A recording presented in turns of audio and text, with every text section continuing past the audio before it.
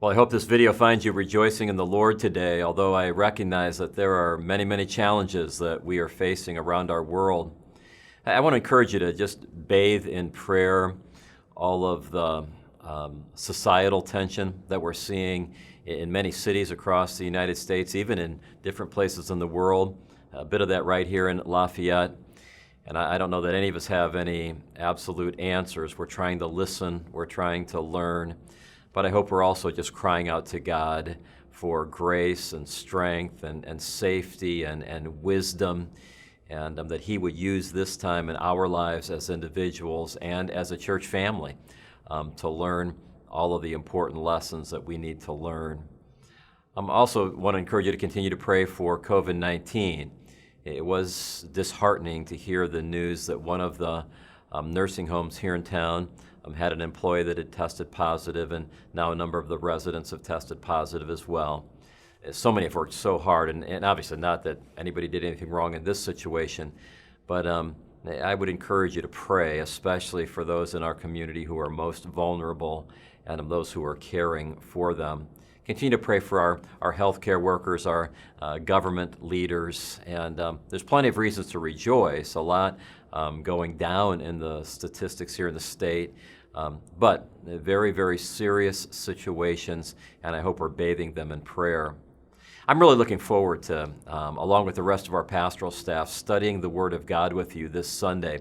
We're going to be in Exodus chapter 16, and this is part of our series we're doing this summer on overcoming fear and worry. Exodus 16 is the great story of the giving of the manna. What a marvelous miracle from our God. There are some tremendous truths in that passage. And as New Testament Christians, you can also layer on John chapter 6, the great miracle of the feeding of 5,000, because you realize manna was pointing in a very, very important direction. And whether it's what's going on with the virus, whether it's what's going on across our cities, or even on our own souls, our own lives, you could ask the question, boy, is there going to be enough provision? Well, Exodus 16 answers that question. John 6 answers that question. And I'm looking forward to studying the Word of God with you. If you're going to continue to join us online, we'd be glad to have you do that. We had our first live services last Sunday, and those went very, very well. If you're planning to join us for one of our live services, please be sure to get a ticket in advance. That way we can be sure that we have enough seating for everybody that comes. We want to be ready to serve everyone well. I also want to ask you to be praying for the Worrell family. We have David's viewing and then his memorial service Sunday afternoon and Monday. And what a time of just praising God for the faithfulness that He's given that family, for the joy that David brought to our lives, and now for the hope that we have in his homegoing to heaven.